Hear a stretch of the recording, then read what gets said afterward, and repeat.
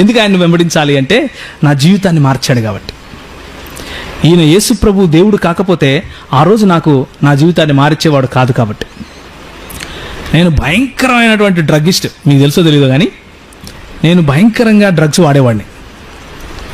పొద్దున్నుంచి సాయంత్రం వరకు అదే పని నాకు. భయంకరంగా కొట్లాటల్లో తిరిగేవాడిని కడపలో. ఎంతసేపు కత్తులు, బాంబులు, అవి రివాల్వర్లు, వాడిని కొట్టాలి, వీడిని కొట్టాలి, అక్కడ కొట్టాలి, ఇక్కడ పోవాలి, ఆ మర్డర్ కేసు, ఇది కేసు, ఇది నా బతుకు. ఇట్లే ఉండేవాడిని. ఒకరోజు ఒక కేసులో పడితే ఆ కేసు నుంచి మా అక్క విడిపించింది. మా అక్క సిఐ ఆ ఊరికి.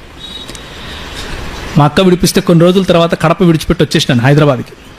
హైదరాబాద్ విడిచిపెట్టి వచ్చేసిన తర్వాత ఇట్లనే ఒక మీటింగ్లో ఒక ఆయన తెల్లబొచ్చేసుకుని దేవుని వాక్యం చెప్తూ దేవుడు లోకమునకు వెలుగై ఉన్నాడు అన్నాడు. ఓ సూపర్, నో ప్రాబ్లం అన్నాను. నాకేం ప్రాబ్లం, ఇక్కడేమో అందరు గిటార్ కొట్టి పాటలు పాడుతున్నారు, నాకు గిటార్ ఇష్టము, అందుకని కూర్చున్నాను. ఆ మరుసటి రోజు వెళ్తే ఆయన అన్నాడు నీవు లోకమునకు వెలుగై ఉన్నావు అన్నాడు.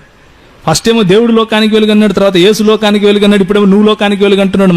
మన చేతిలో వెలుగు ఉంటుంది, నేను వెలుగు గాడమైంది, అవును కదా? ఇలా కుదరదు అన్నాను. ఆ వాక్యం నన్ను పట్టుకుంది.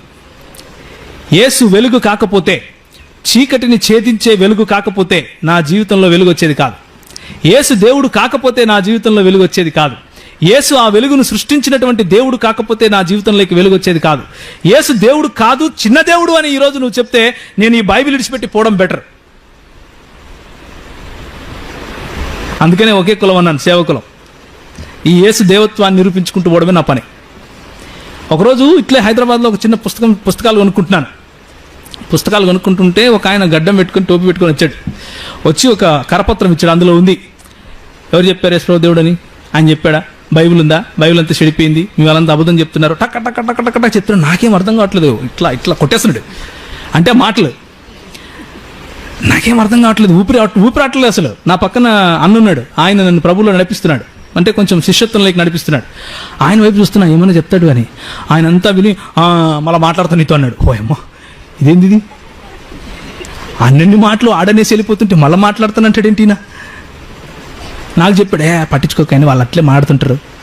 వాళ్ళు అట్లే మాట్లాడటం ఏంటన్నా, ఆయన దేవుడనే కదా నేను వచ్చాను, ఆడేమో దేవుడు కాదంటాడేంటి, ప్రవక్త అంటాడు, మనిషి అంటాడు. దేవుడు కాకపోతే నేను రావడం ఎందుకు, మళ్ళీ మాట్లాడడం ఏంటి, ఇప్పుడే మాట్లాడు లేకపోతే నా వెలిగిపోతుంది. ఆ రోజు నిర్ణయించుకున్నాను యేసు ప్రభువుని గురించి చదవాలి అని, యేసు ప్రభువుని గురించి సంపూర్ణ అధ్యయనం చేయాలి అని. నేను చేసినటువంటి నా 16 ఏళ్ల అధ్యయనంలో నేను కనుగొనింది ఇదే. బైబిల్లో ఏ లేఖనము కూడా దేవుని యేసు ప్రభు యొక్క దేవత్వానికి వ్యతిరేకంగా లేదు.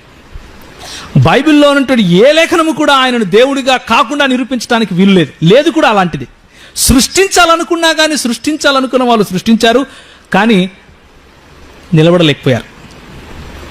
దేవుని వాక్యంలో ఉన్నటువంటి శక్తి అది. ఆయన దేవుడు, మహాదేవుడు.